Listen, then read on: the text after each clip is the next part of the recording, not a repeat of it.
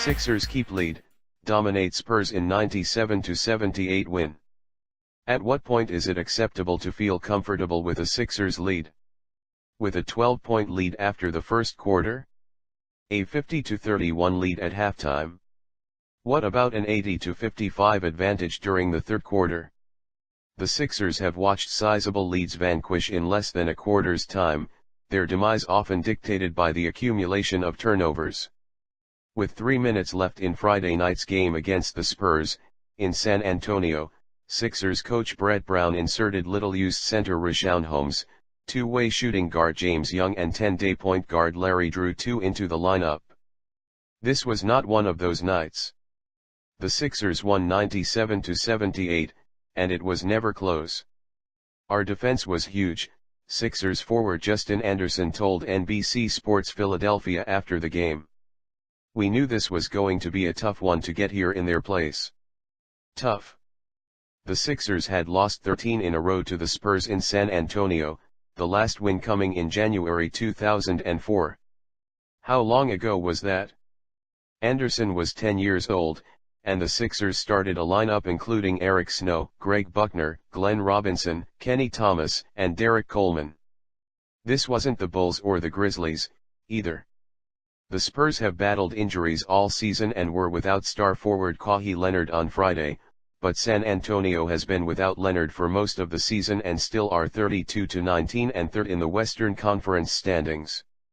With the win, the Sixers, 24-21, moved up to 6th in the Eastern Conference standings, just 0.5 games behind the 5th-place Wizards and not far behind the 4th-place Heat, 27-21.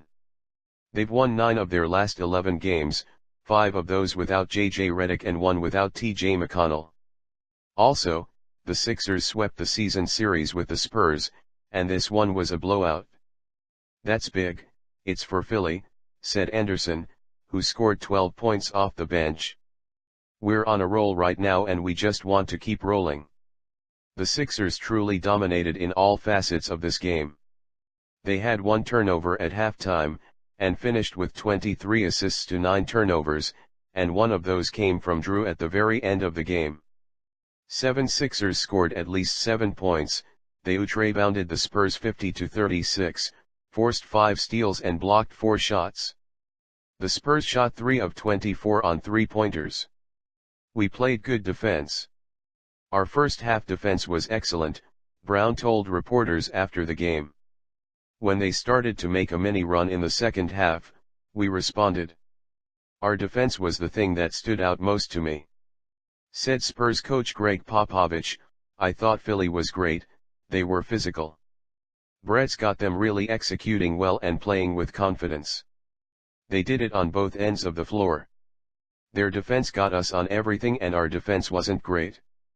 If I was a San Antonio fan tonight I'd ask for my money back. This truly was a team effort, but the Sixers stars stood out. Both Simmons and Embiid were dominant defensively, and their passing, more on that in a bit, really set the tone for the rest of the team. It was contagious. Simmons scored a game-high 21 points with 5 rebounds, 7 assists, 2 steals, and a block. Embiid posted 18 points, 14 rebounds, 3 assists and 1 steal. Oh, also, Simmons made 10 of his 11 field goal attempts. We're happy we won, Simmons said. We're playing good basketball. Dario Saric, 15 points, 7 rebounds, 3 assists, was solid again, and Anderson and Timothy Luvawukabarrett combined for 22 points and 4 3-pointers. For the Spurs, All-Star LaMarcus Aldridge led with a team-high 18 points. The Sixers' passing was truly remarkable against the Spurs. The passing has been a plus all season, which has been clouded by the team's turnover numbers. With the Sixers' pace, they are the second fastest team in the league, per NBA.com, and ball movement, there is greater opportunity for turnovers.